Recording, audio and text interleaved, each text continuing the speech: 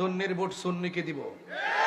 যদি আপনি এটা নিশ্চিত করতে পারেন সামনে এমপি মন্ত্রী যে হবে সুন্নিকে আব্বা ডাকতে বাধ্য হবে। কথা বলেন ঠিক না বেঠে? আমাদের ভোট নিয়ে এমপি মন্ত্রী হয়, ফাঁকে ডাব্লিউদেরকে সুযোগ সুবিধা দেয়।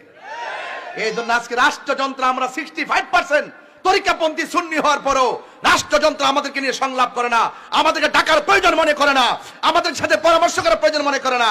ওই সমস্ত অপব্যাখ্যাদারী ইসলামকে ব্যবহার করে যারা ব্যবসা করে এদেরকে ডেকে ডেকে এনে তারা রাষ্ট্রযন্ত্রের সিদ্ধান্ত নেয়। আই ক্যান চ্যালেঞ্জ এভরিবডি, আমি বলে দিলাম আমাদের সুন্নিদেরকে ছাড়া এই দেশের ধর্মীয় সিদ্ধান্ত হতে পারে না।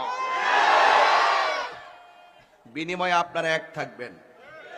রাজি আছেন না নাই বলেন? আর রাজি আছেন না নাই বলেন?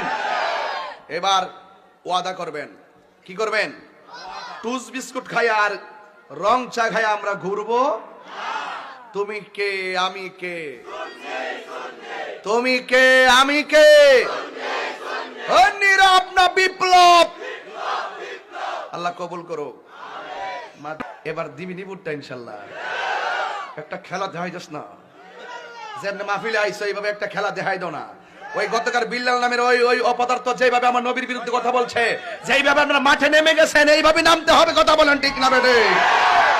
আফন ফোর চিনি না, যারা নবীর দুশ্মন তারা আমাদের দুশ্মন। 5টা ভোট নাই, হেরা করে সর্দারি দেশের, আর আমরা গড়ে গড়ে ভোট। এখন আমরা নিয়ত করছি আমরা এখন বাঁচছি জুট দিমু ভোট।